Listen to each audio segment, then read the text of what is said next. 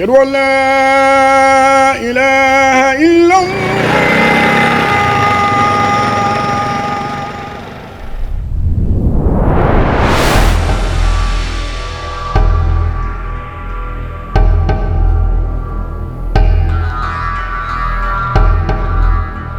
Bye mummy, bye पापा। Bye बेटा। अरे तू ब्रेकफास्ट में क्या खाएगा ये तो बताता जा। हाँ, 3 बॉइल्ड एग्स और 2 टोस्ट। Bye mummy.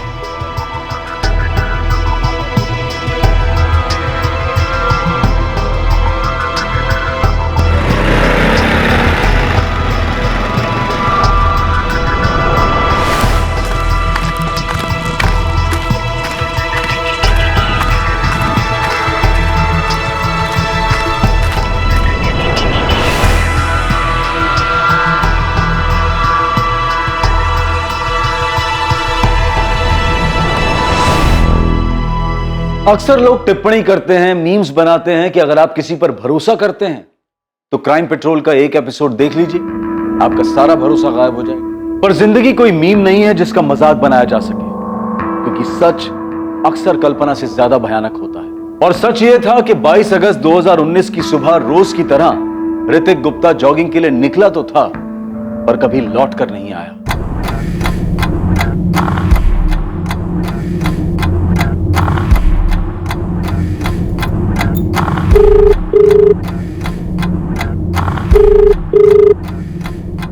मम्मी, हो सकता है वो रनिंग करते करते दूर चला गया हो, आ जाएगा वापस। सुनील 9:30 बज रहे हैं, 10 बजे उसे कॉलेज भी जाना रहता है। अरे तो हो सकता है आज वो कॉलेज बंद करने की सोच रहा हो। अरे मुझे देर हो रही है, मैं निकलता हूँ मम्मा। अच्छा सुनील, तुम वो विमला देवी पार्क के सामने से ही गुजरोगे ना, एक बार जरा अंदर झांक के देख लेना। ऋतिक अगर दिख जाए तो उसे घर भेज देना। अरे मम्मी, मुझे बहुत सारे काम है आज, वो आ जाएगा जब आना होगा। बाय।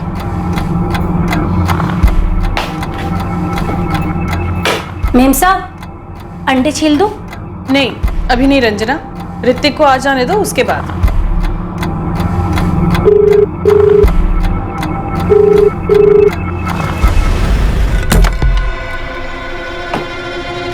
अरे भैया सुनो,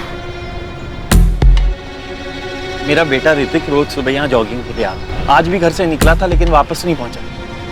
जरा देखिए अंदर तो नहीं है। सुबह अभी तो दोपहर के 2:30 बजे और पार्क बंद होने का समय सुबह 11 बजे का ही है, तो अंदर कैसे होगा? ये मेरे भाई ऋतिक की फोटो है, आपने से बाहर निकलते हुए देखा? अब यहाँ इतने लोग आते जाते हैं, कितनों की शक्ल याद है? अरे लेकिन एक बार देख तो लीजिए, या फिर हमें देखने दीजिए। देखिए पार्क 4 बजे खुलता है, आप लोग तब आकर देखिए। आंटी, हमने पूरा कॉलेज चेक कर लिया पर ऋतिक यहाँ कहीं भी नहीं है, और वैसे भी जॉगिंग वाले कपड़ों में तो कॉलेज नहीं आएगा। धीरज बेटा, ऋतिक ने तुम्हें या अजय को कुछ बताया था कि वो जॉगिंग के बाद कहीं और जाने वाला है, या उसका कोई प्लान है?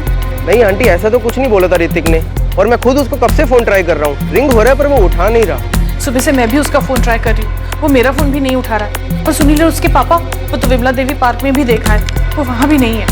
धीरज, यार कैंटीन, लाइब्रेरी सब जगह चेक किया, पूरा कॉलेज छान मारा, लेकिन ऋतिक कहीं नहीं मिला। मिलेगा भी नहीं, क्योंकि वो कॉलेज के लिए नहीं जॉगिंग के लिए निकला था। अब उन कपड़ों में वो कॉलेज तो आएगा ही नहीं, और वैसे उसकी बाइक भी तो घर पर ही है ना। अबे गया तो गया कहाँ? मेरा बेटा ऋतिक बहुत हेल्थ कॉन्शियस है, रोज सुबह 7 बजे जॉगिंग के लिए जाता है।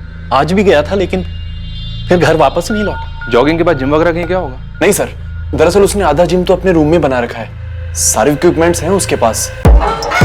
जिम, ट्रेडमिल, वेट ट्रेनिंग वो सुबह नहीं शाम को करता है, कॉलेज से आने के बाद।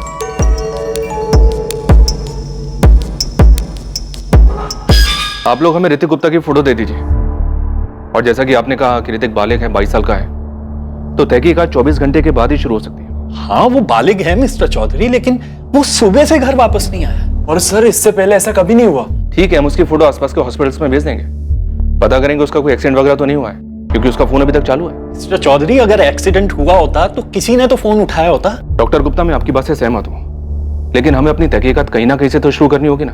देखिए, ऋतिक का फोन ऑन है, इसलिए हम इस केस को डायरेक्टली मिसिंग केस के साथ नहीं जोड़ सकते। फिरौती का कोई कॉल वगैरह? नहीं, अभी तक तो नहीं।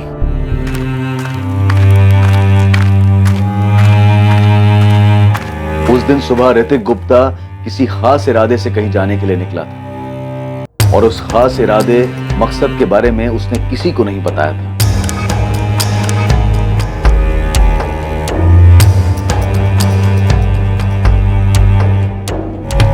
और वहीं दूसरी तरफ 22 साल की तनास कुरैशी हर रोज की तरह कॉलेज के लिए तैयार होकर घर से निकली थी, लेकिन बीच रास्ते में कहीं वो अपना रूप बदलकर एक नया रूप धारण कर लेती।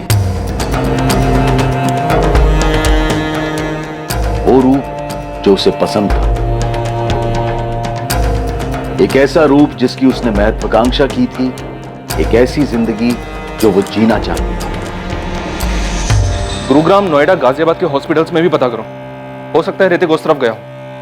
सर, ऋतिक गुप्ता के फोन की लोकेशन ट्रैक हो गई है। फोन अभी भी ऑन है और साकेत एरिया में एक्टिव है। मैं अपनी टीम के साथ निकल रही हूँ। ठीक है नेहा, पता करो, देखो कहीं ये लड़का हमारे साथ आंख मिचौली का खेल तो नहीं खेल रहा है। अजय, धीरज, तुम तीनों बेस्ट फ्रेंड्स हो। तुम दोनों का बेस्ट फ्रेंड ऋतिक सुबह सुबह कहीं जाने का प्लान बनाता है और तुम दोनों को कोई आइडिया ही नहीं। सर, उसने ऐसा कोई प्रोग्राम बनाया ही नहीं होगा। और सर अगर बनाया भी होगा तो उसने हमें नहीं बताया।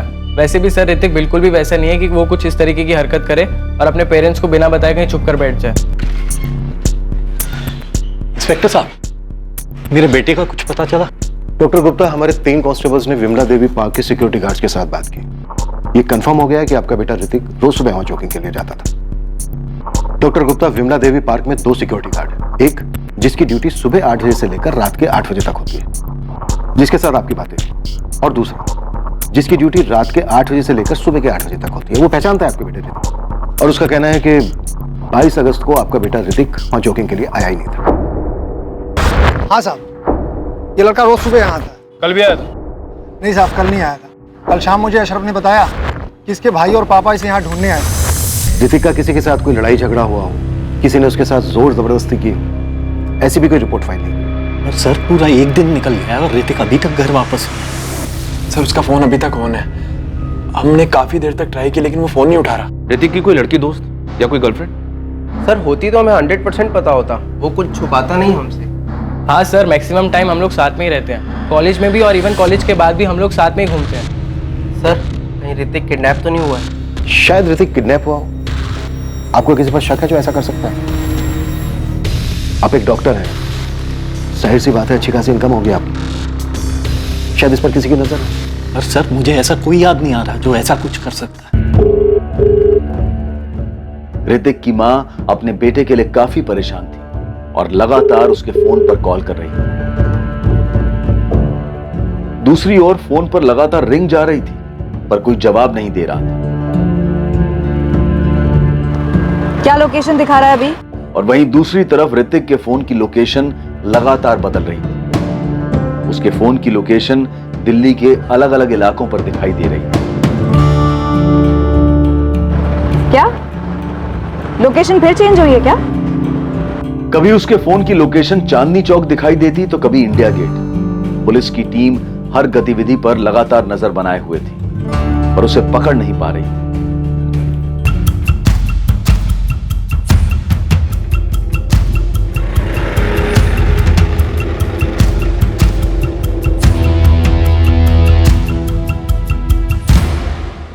सर हमारे पास जितने भी नंबर्स हैं हम आपको दे चुके हैं। हम उन नंबर्स को टैप कर रहे हैं। पर इंस्पेक्टर, अगर ऋतिक को किसी ने किडनैप किया है तो अभी तक कोई फोन आया क्यों नहीं? निशा जी, इस बात को लेकर हम भी हैरान हैं कि अभी तक कॉल आया क्यों नहीं। हमने हमारे 3 कांस्टेबल सिविल ड्रेस में आपके घर के बाहर तैनात कर दिए, वो नजर रख रहे हैं। डॉक्टर गुप्ता, मैं फिर एक बार आपसे पूछ रहा हूँ, आपकी किसी के साथ कोई दुश्मनी, कोई झगड़ा हुआ हो किसी के साथ? नहीं इंस्पेक्टर साहब, ऐसा कोई भी नहीं है। सर अभी ऋतिक के फोन की लोकेशन क्या है? फोन ऑफ है अभी, लेकिन हैरानी की बात यह है कि पूरा दिन दिल्ली के अलग अलग एरिया में फोन ऑन रहता है और रात को किसी एक लोकेशन पे जाके फोन ऑफ हो जाता है। इंस्पेक्टर साहब, मुझे मेरा बेटा वापस चाहिए, बिल्कुल सही सलामत। उसके लिए मैं किसी को कुछ भी देने को तैयार हूं। डॉक्टर गुप्ता, पहले कोई मांगे तो सही। वैसे कौन हो सकता है ये मांगने वाला?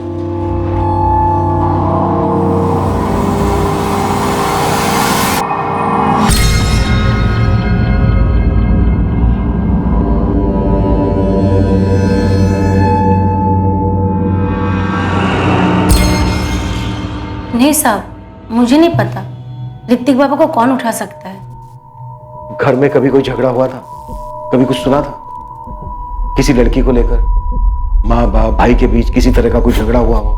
नहीं साहब, कभी नहीं सुना। तेरा पति क्या काम करता है? दिहाड़ी मजदूर है मैडम। वो नई बिल्डिंग बन रही है ना, वही मजदूरी करता है। ये लिख, उसका नंबर लिख और जिस बिल्डिंग में वो काम करता है उसका एड्रेस लिख। साहब आप मुझ पर शक कर रहे हैं? देखो सीधा सीधा बता दोगी तो शक नहीं करेंगे। बताओ कहाँ है रितिक? साहब मुझे नहीं पता, मैंने ऋतिक बाबा के साथ कुछ नहीं किया है। तूने नहीं किया तो किसने किया? ऋतिक गायब है 3 दिन से, या तो तूने किया या करवाया है। मुझे नहीं मालूम मैडम, मैं यहाँ काम करती हूँ, अपने काम से मतलब रखती हूँ और इस कॉलोनी में और 4 घर में काम करती हूँ कई साल से। गुप्ता साहब के यहाँ तो मैं 1 साल से काम कर रही हूँ, चाहे तो आप उनसे पूछ सकते हैं। 1 साल से? तुझसे पहले वहां कौन काम करता था? ईशा, क्या कोई ऐसी वजह थी कि ऋतिक इस घर को हम लोगों को छोड़कर चला जाए? क्यों जाएगा वो? और अगर ऐसी कोई बात होती तो वो हमें बताता ना। पापा, मैंने ऋतिक का अकाउंट चेक किया है, उसने अकाउंट से अभी तक एक बार भी पैसे नहीं निकाले। जॉगिंग पे जाते हुए वो अपना वॉलेट कभी साथ में लेके नहीं जाता। वॉलेट भी घर पे है तो चला कहाँ गया ये लड़का? Uncle, aunty. अजय, धीरज, कुछ पता चला ऋतिक का? नहीं आंटी, हमने कॉलेज के सारे फ्रेंड से पूछा पर किसी को कुछ पता ही नहीं है। धीरज, अजय, बेटा एक बात सच सच बताना, क्या ऋतिक की कोई गर्लफ्रेंड है? अंकल अगर होती तो हम लोग आपको जरूर बताते। हाँ, और अगर ऐसा कुछ होता तो वो आपको खुद ही बता देता। कॉलेज में किसी के साथ कोई झगड़ा हुआ था उसका? भैया ऐसा तो उसका कोई झगड़ा नहीं हुआ।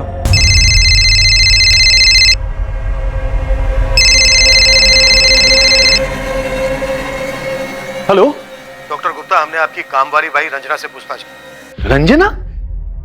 रंजना ने कुछ किया है क्या? अभी कुछ कह नहीं सकते हैं। अच्छा, क्या आप हमें बता सकते हैं कि रंजना और उसके पति के पास ऐसा करने का कोई कारण हो सकता है? पता नहीं। और तबस्सुम कुरैशी? तबस्सुम?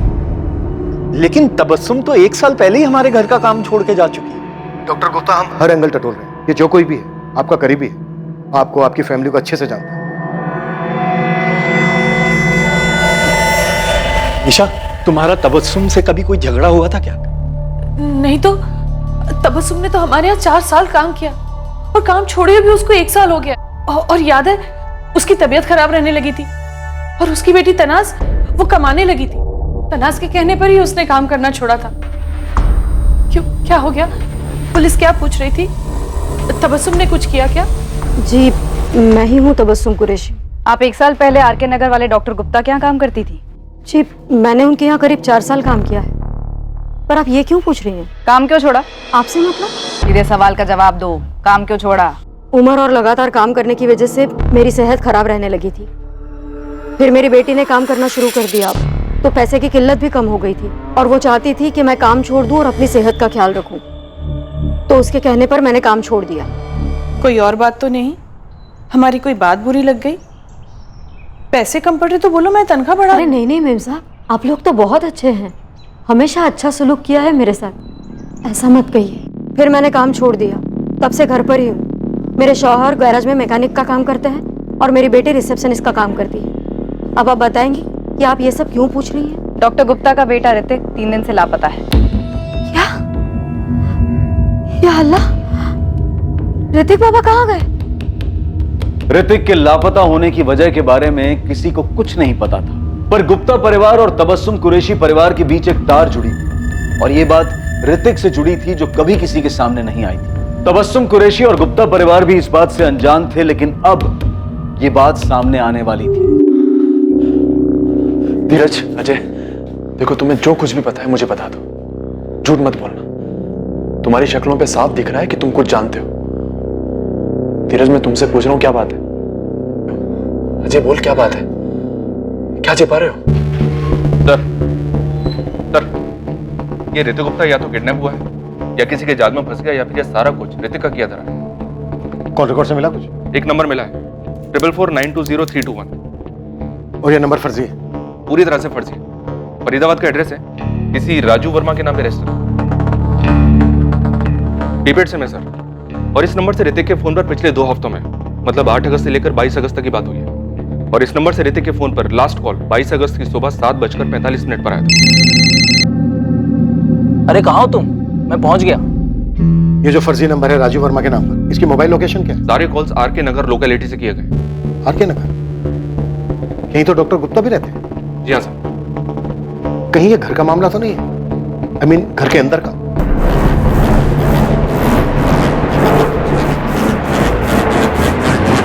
ये जॉगिंग पर जाने वाली बात झूठ। ऋतिक उस दिन घर से निकला ही ना हो। सर अगर ऐसा है भी तो ऐसा करने की वजह क्या हो सकती है? गाइस, मैं तुमसे दोबारा पूछूं, जो भी बात है मुझे साफ साफ बता दो। देखो, ऐसा लग रहा है ऋतिक किसी मुसीबत में है और तुम दोनों चुप रहकर उसकी मुसीबत और बढ़ा रहे हो। भैया तनाज, अभी कुछ देर पहले आंटी ने तबस्सुम का नाम लिया था और उसकी बेटी तनाज। हाँ, तनाज तबस्सुम आबा की बेटी है। तो भैया 1 साल पहले ऋतिक ने हमें एक लड़की से मिलवाया था, ये कहकर कि वो उसकी गर्लफ्रेंड है और उसका नाम भी तनाज ही था।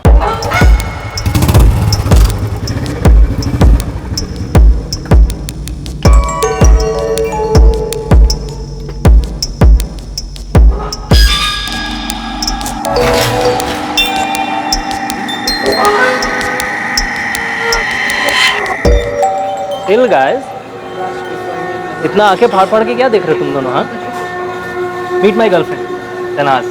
हाय। तनाज तबस्सुम आपा की बेटी, हमारे घर में काम करने वाली की बेटी। पता नहीं भैया वो ही लड़की है या नहीं, पर जब हमने तनाज का नाम सुना तो हमें ये बात याद आई। धीरज और अजय ने ये पुलिस को बताया? शायद अभी तक नहीं बताया, लेकिन बताएंगे जरूर। पता था, और वो तनाज यही वाली तनाज है। पर यार मुझे एक बात समझ नहीं आई कि ऋतिक ने कभी बताया नहीं कि उसकी गर्लफ्रेंड काम वाली की बेटी है। अब आगे एक अजीबोगरीब प्रेम कहानी, लव अफेयर सबके सामने आने वाला था और ऋतिक के गायब होने की जड़ इसी प्रेम कहानी में मिलने वाली थी।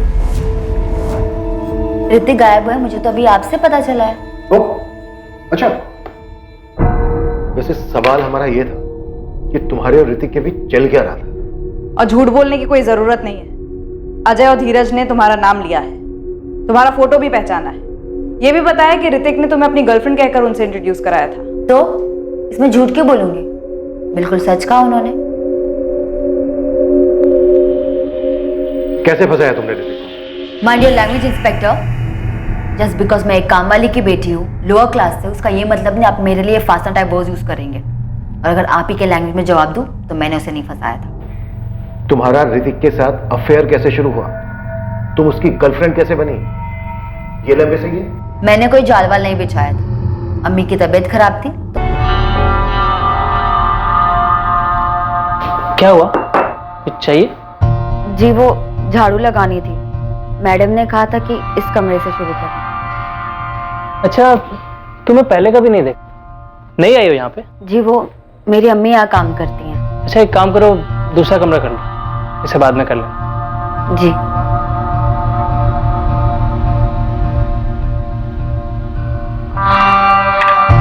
सुनो,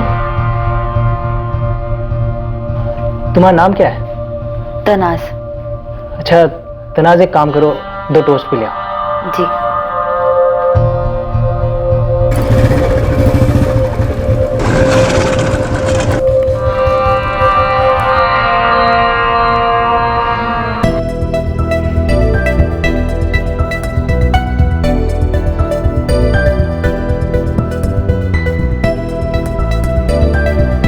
हे तनाज, तुम तनाज हो ना? जी।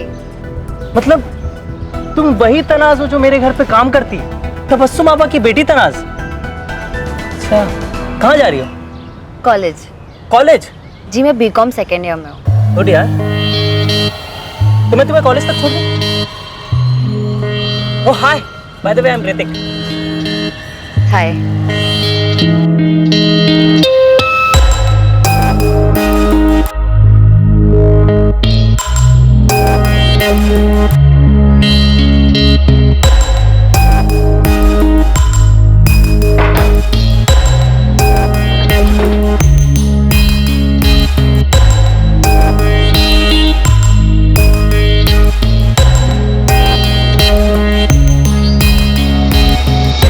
लव स्टोरी और अफेयर जो भी था वो दोनों तरफा था।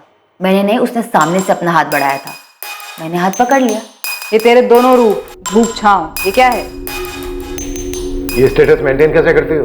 चोरी डकैती नहीं करती हूँ। मुझे पता है मैं खूबसूरत हूँ। मेरे कॉलेज में काफी लड़के मुझे पसंद करते हैं, उनमें से कई पैसे वाले भी हैं। वही सारी चीजें मुझे गिफ्ट करते हैं और मुझे ऐसे ही रहना पसंद है। तो ये ऋतिक भी तेरे लिए गिफ्ट देने वाला बकरा रहा होगा, है ना? देखिए, आप प्लीज समीर से बात कीजिए। ऋतिक मुझसे प्यार करता था, मैंने ऋतिक को कभी बकरा नहीं माना था।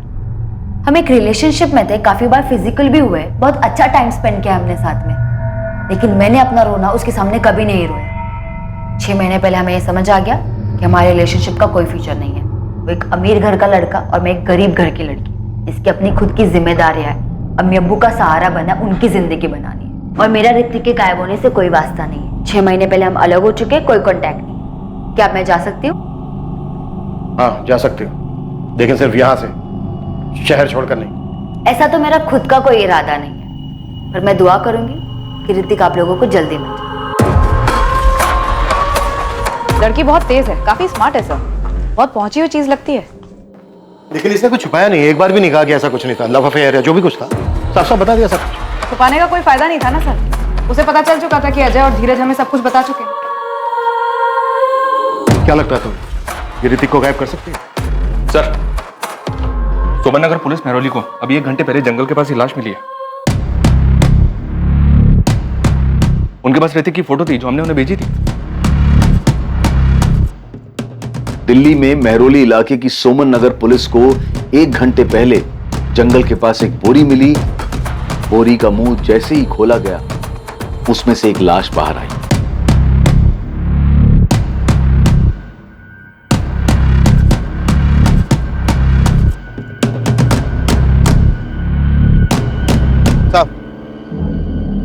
ये तो आर के नगर मिसिंग केस वाले लड़के की बॉडी, जिसकी फोटो आर के नगर पुलिस स्टेशन वालों ने भेजी थी। इसका नाम ऋतिक गुप्ता है। पापा, किसका फोन था पापा? पुलिस का? क्या कहा उन्होंने? ऋतिक की खबर मिली कुछ? पुलिस को ऋतिक की बॉडी मिली।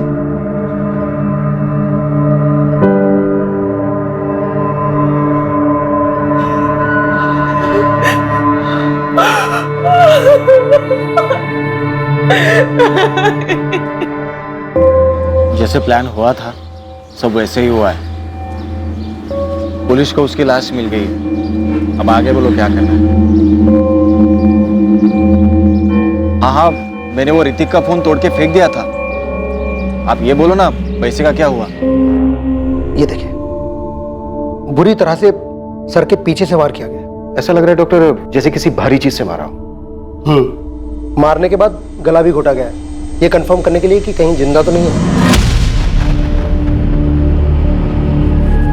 बोरी में कोई सुराग नहीं मिला सर। ऑर्डर बहुत ही चालाकी से किया गया है।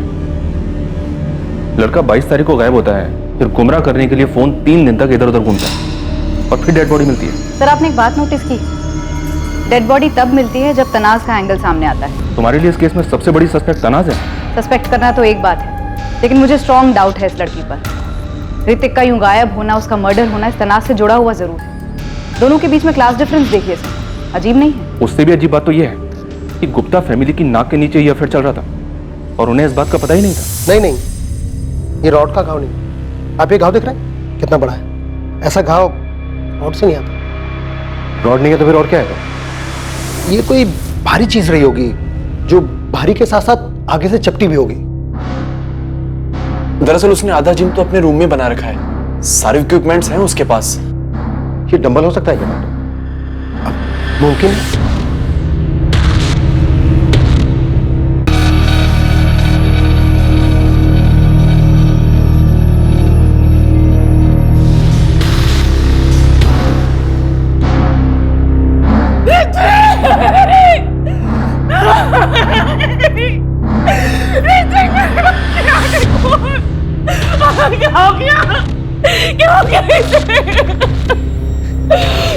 हमें जहां तलाश करना चाहिए था वहां हमने ढूंढा ही नहीं। ये सब कुछ डॉक्टर गुप्ता के घर में।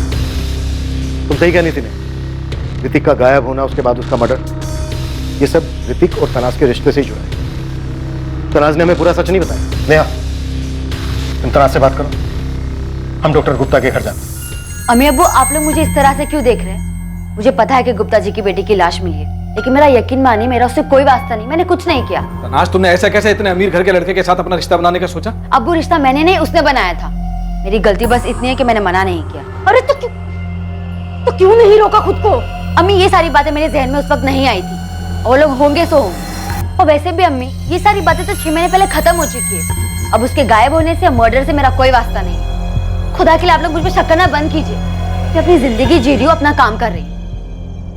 तनाज, आप इतने दिनों तक मेरे बेटे को ढूंढ नहीं पाए, उसका मर्डर हो गया और अब आप मुझी से कह रहे हैं कि आपको मेरे ही घर की तलाशी लेनी है। पूरी दुनिया को छोड़कर आपको बस हम ही पर शक है। हाँ तो तुम्ही ने कहा था ना कि ऋतिक जिम नहीं जाता था, घर में ही वर्कआउट करता था। हाँ तो इसका मतलब ये हुआ कि आप हम ही पे शक करेंगे, हम पे, ऋतिक की अपनी फैमिली पे। पर आप लोगों को घर चेक करवाने में ऑब्जेक्शन क्या है? देखिए, हमें सिर्फ घर चेक करना है, वो भी आपके सामने। आपकी मौजूदगी से हमें कोई प्रॉब्लम नहीं है।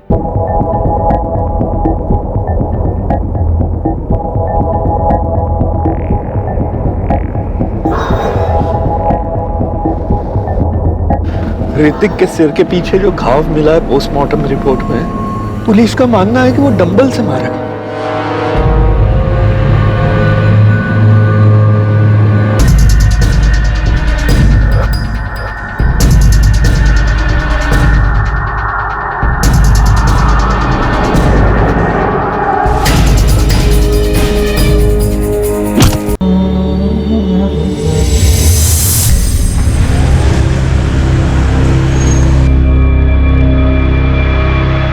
क्या ऋतिक की हत्या के पीछे उसके अपने परिवार का हाथ था? और क्या इसकी वजह तनाज और ऋतिक का रिश्ता था? अब सिर्फ सच बताओ। सच मैं आपको पहले ही बता चुकी हूँ। ऋतिक और मेरा रिश्ता 6 महीने पहले खत्म हो चुका है। मेरी उसकी 6 महीने से कोई बातचीत नहीं है। अब अगर मेरे ब्रेक ऑफ के बाद वो मुझे लेके सीरियस हो गया था और अपने पेरेंट्स से अड़ गया था कि वो क्लास डिफरेंस में नहीं मानता, तो मुझे इस बात की कोई जानकारी नहीं है। लेकिन मुझे ये बात समझ में ही नहीं आ रही कि जब उसके और मेरे बीच सब खत्म हो चुका था तो अपने पेरेंट्स को क्यों बताएगा, और उसके पेरेंट्स गुस्से में ऐसा कोई कदम क्यों उठाएंगे? तो तुम्हारा कहना है उसकी फैमिली ने उसे नहीं मारा? मैं बस ये कहना चाहती हूँ, मुझे नहीं पता उसे किसने मारा और क्यों मारा। मेरा उसका एक रिश्ता था जिस रिश्ते की आप पूरी तरीके से बैंड बजा चुके हो।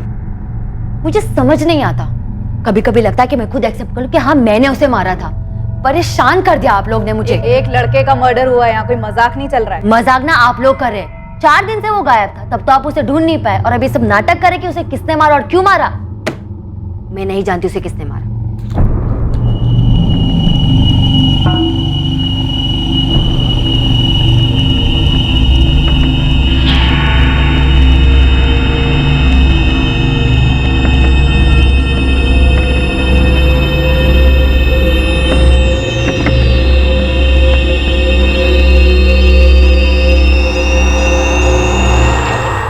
कुछ मिला? कैसे मिलता? सब कुछ आप लोगों ने साफ जो कर दिया। मेरे भाई का मर्डर हुआ है। मर्डर करने वालों को पकड़ने की बजाय आप लोग हम ही पर इल्जाम लगा रहे हैं। डॉक्टर गुप्ता, तनाज और ऋतिक के अफेयर के बारे में आपको कब पता चला? अभी जब धीरज और अजय ने हमें बताया। लेकिन आप लोग जो ये कहानी बना रहे हो ना कि हमें उनके अफेयर के बारे में पहले से पता था और नाराज होकर हमने उसे मार दिया, ये एकदम बकवास है, क्योंकि ऐसा कुछ भी नहीं हुआ। आप लोग प्लीज शांति से हमें हमारे बेटे का शोक मनाने दीजिए। हम लोग पहले ही बहुत दुखी हैं, जो आपको दिखाई नहीं दे रहा, क्योंकि आप लोग कुछ कर नहीं पाए और अब ये उल्टी सीधी कहानियां बना रहे। अरे हम तो पहले ही शौक में आ गए थे ये जान के कि हमारे बेटे का हमारी काम वाली की बेटी के साथ अफेयर था, जो हमें पता तक नहीं था। आप जल्दी से जल्दी बस हमारे बेटे की बॉडी हमें दे दीजिए। इसके अलावा ऋतिक के मर्डर का और क्या कारण हो सकता है? सर अगर कोई कारण है भी तो क्या और किसके पास? अगर किडनैपिंग के एंगल का सोचें तो 4 दिन तक फिरौती के लिए एक भी कॉल नहीं आया। ये ऋतिक के दोस्त धीरज और अजय? इनका पूरा कच्चा चिट्ठा निकलवाया सर, पर कुछ नहीं मिला। दरअसल ये तीनों स्कूल से ही साथ में हैं, तभी से दोस्त हैं। ऋतिक के कॉल रिकॉर्ड से हमें सिर्फ ये फर्जी नाम और एड्रेस वाला नंबर मिला है 44492032। इसके अलावा कुछ नहीं मिला।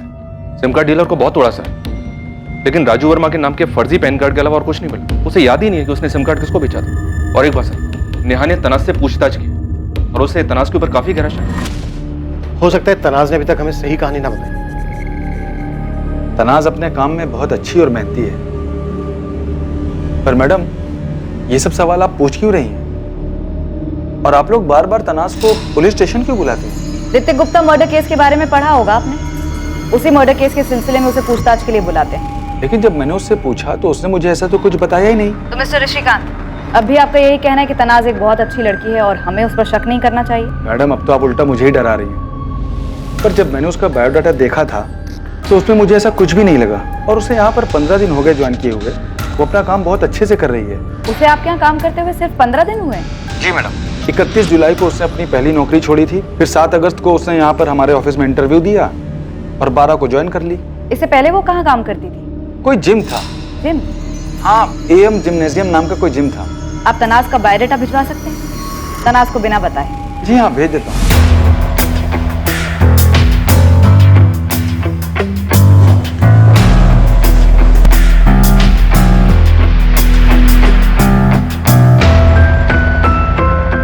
हाँ जी, गिरधरलाल चौहान ही बोल रहा हूँ। ये नीलम कॉम्प्लेक्स में शॉप नंबर 24 जो है, इसके आप ओनर हैं या ब्रोकर? हो जी, वो मेरी दुकान है, मालिक हूँ उसका। आपको दुकान किराए पर चाहिए क्या? असलम मुहिउद्दीन चला रहा था इस जिम को।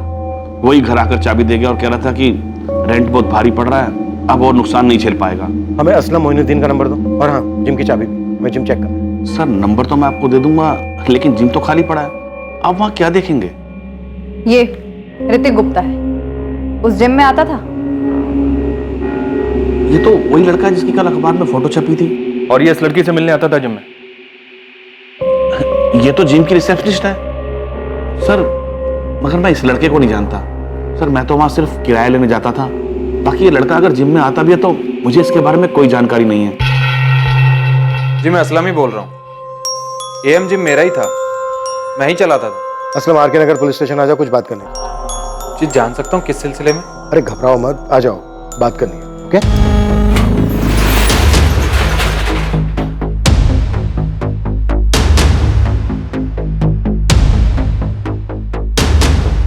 जितना मुझे याद है कि असलम ने सब सामान बेच दिया था। वैसे ये इतना बड़ा जिम है भी नहीं।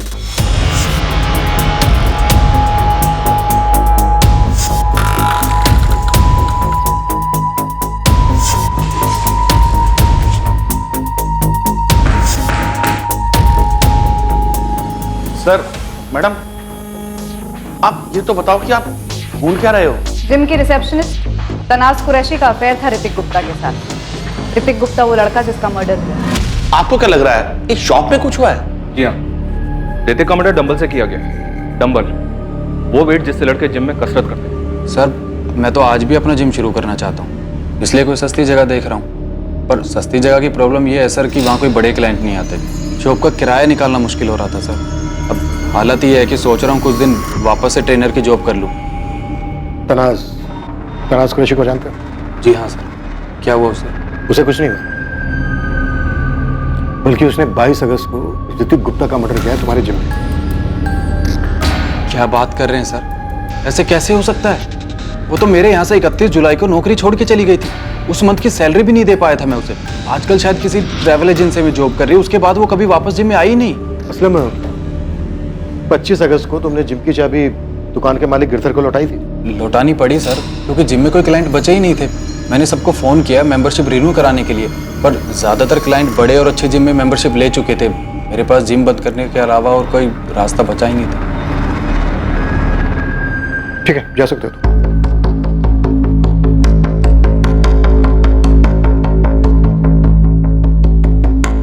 सर, जिम पूरा खाली कर दिया है और यहाँ ऐसा कुछ मिला भी नहीं जिससे अंदेशा हो कि यहाँ कोई मर्डर हुआ है। बट डेफिनेटली यहाँ कुछ हुआ है। सही कर रहे हो तुम, कुछ तो जरूर हुआ है वहां पर। ये तनाज अब भी सच नहीं बोल रही है। तनाज और ऋतिक का ब्रेकअप दोनों की मर्जी से नहीं हुआ और आई एम श्योर ये जिम वाला असलम भी कुछ छुपा रहा है।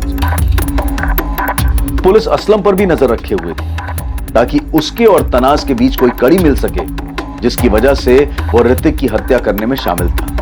पुलिस का मानना था कि ऋतिक की हत्या की वजह तनाज कुरैशी ही थी, लेकिन इस बात को साबित करने के लिए उनके पास कोई ठोस सबूत या संदिग्ध नहीं थे। क्या सच में ऋतिक की मौत के पीछे तनाज का ही हाथ था या फिर इस सब का जिम्मेदार उसका अपना परिवार था? पुलिस को अभी तक कोई बड़ी लीड नहीं मिली थी और सबसे बड़ा सवाल यह था कि ऋतिक का फोन किसके पास था जो उसे पूरे शहर में लेकर घूम रहा था, और वो फोन नंबर किसका था जिससे उसको आखिरी कॉल आया था। आखिर पुलिस को वो ब्रेक मिल ही गया।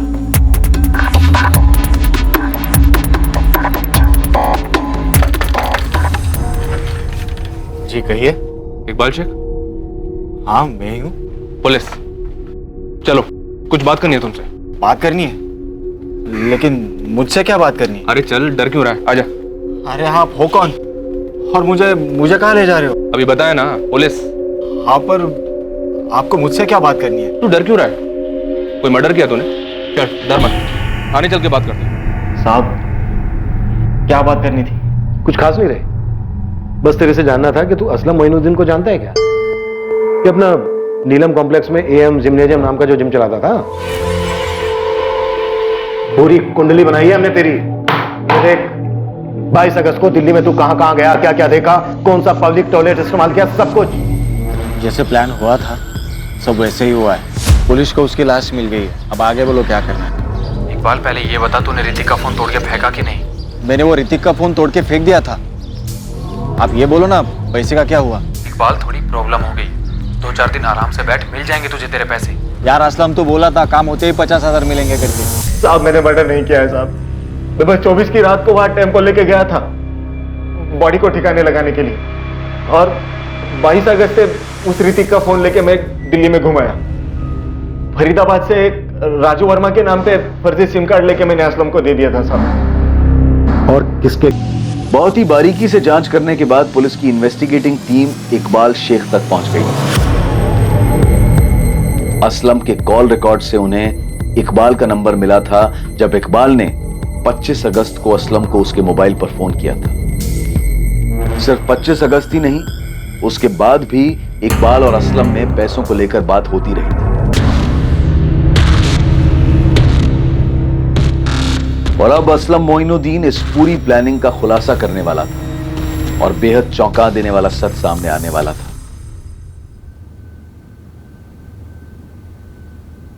देख, इसने तो सब कुछ प्यार से बता दिया है, अब तू सोच ले, मार खाने के बाद बताना है तुझे या फिर ऐसे ही बताएगा? सब गलती हो गई। गलती नहीं, मर्डर हुआ है। चल बोल। सब प्लान मेरा नहीं, तनाज का था।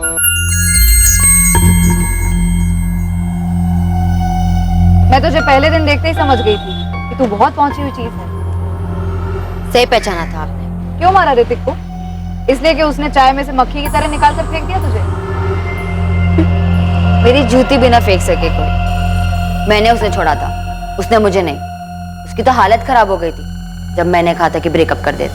मैं असलम साथ में काम करते थे, मुझे असलम पसंद आ गया था। तो फिर मारा क्यों ऋतिक को?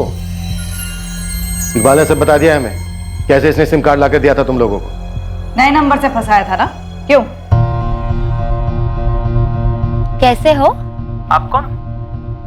क्या ऋतिक, तनाज इतनी भी आसानी से भूलने वाली चीज नहीं है। हे तनाज, कैसी है तू? एकदम मस्त, मजे में। तूने नंबर चेंज किया क्या? तेरा नाम नहीं है फोन में? हाँ, ये सब छोड़ना, ये बता हम कब मिल रहे?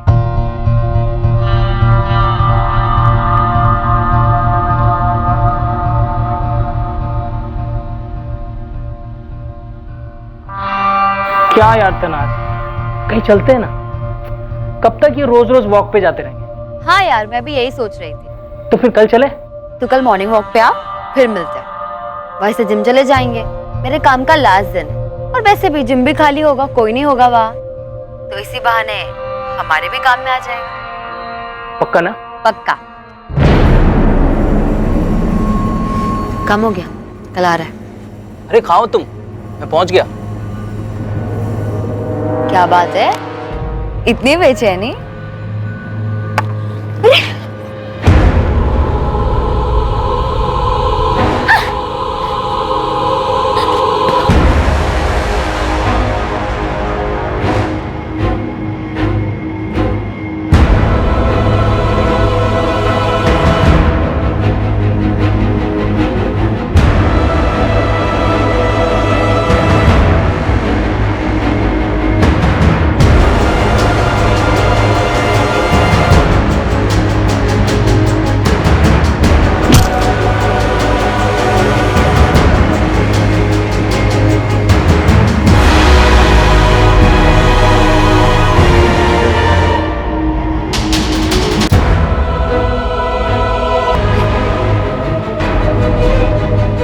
देख ले इसे अच्छे से, बचना नहीं चाहिए। गला दबा दे इसे।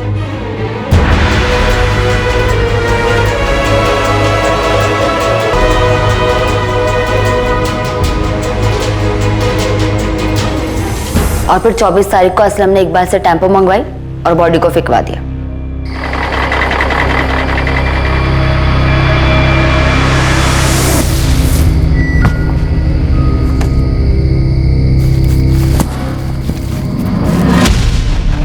तो फिर बात घूम फिर के वहीं आ गई। ऋतिक ने तुम्हें छोड़ दिया था, तुम्हें गुस्सा आया, इसलिए तुमने उसे फंसाया, बुलाया और मार दिया। बोलना, मुझसे पूछ रहे हैं, बोल। वो मुझे लात मारे, इतनी उसकी औकात नहीं थी। मैं आप लोग से पहले भी कह चुकी हूँ, मैंने उसे छोड़ा था, उसने मुझे नहीं। अरे एक बार छोड़ दिया था तो दोबारा क्यों फंसाया? मारा क्यों उसे? अमीर मुर्गों को फंसाने की आदत है ना तेरी। अपने लिए नहीं मारा था, असलम के लिए मारा। मैं प्यार करने लगी थी इससे। मैंने एक ट्रैवल एजेंसी में इंटरव्यू दिया है, 25,000 सैलरी बोली है। अब देखते हैं कितना देते हैं। तेरा तो फिर भी कुछ हो जाएगा, मेरा पता नहीं। क्या क्या ख्वाब देखे थे सब अधूरे रह जाएंगे। देख तू टेंशन मत ले, तेरा बेजूम फिर से शुरू हो जाएगा। अरे पैसे चाहिए यार, कब तक ऐसे ट्रेनर की जॉब करके पैसे जोड़ पाऊंगा? एक मोटा तगड़ा अमाउंट चाहिए, 15-20 लाख रुपए। तो लाते हैं 15-20 लाख। 15-20 लाख कहाँ से लाएंगे? ये सीधी तरकीब से एक झटके में तो आने से रहे। किसको किडनैप कर ले? किडनैप किसको करेंगे? देख मेरे पास एक बकरा है, मेरे पीछे लट्टू था। कुछ महीने पहले मैंने ब्रेकअप कर दिया, बहुत हल्ला मचाया था उसने। कौन वो ऋतिक गुप्ता? हाँ भाई, बाप डॉक्टर है, बड़ा सा क्लिनिक है, बहुत पैसा है उनके पास। 15-20 लाख तो हाथ की मैल है उनकी। पर किडनैप करेंगे कैसे? बच्चा थोड़ी है वो। उसकी टेंशन मत ले, मैं उसे जब जहाँ बुलाऊंगी अपने आप आ जाए। चल मान ले वो आ गया, फिर क्या करेंगे? किडनैप करके पैसे मांगेंगे, उसके बाद जैसे ही उसे छोड़ेंगे सीधा पुलिस के पास जाएगा। वो जानता है तुझे। छोड़ेंगे क्यों? मार देंगे। तो तुम लोगों ने बस ऐसे ही बैठे बैठे प्लान बना लिया उसे फंसा के मारने का? मारते नहीं तो क्या करते? वो पहचानता था मुझे। फिरौती भी मांगी थी तुम लोगों ने? नहीं, वहीं प्लान गड़बड़ा गया। पैसे मांगते उससे पहले ही आप लोग तनाज तक पहुंच गए थे। असलम। क्या पूछा पुलिस ने? उनके कुछ पूछने से पहले ही मैंने अफेयर और ब्रेकअप वाली बात बता दी। यार तनाज, ये पुलिस पहले ही तुम तक पहुंच गई। असलम, अब हम फिरौती नहीं मांग सकते, उन्हें मुझ पर पहले से ही शक था। ये तो बेमतलब लेने के देने पड़ गए ना। ये सब ना उस ऋतिक के बेवकूफ दोस्त अजय और धीरज की वजह से हुआ। गलत टाइम पर पहुंच गए और मेरा नाम सुनते ही सब बक दिए, वरना ऋतिक की फैमिली को हमारे बारे में कुछ पता कहा था।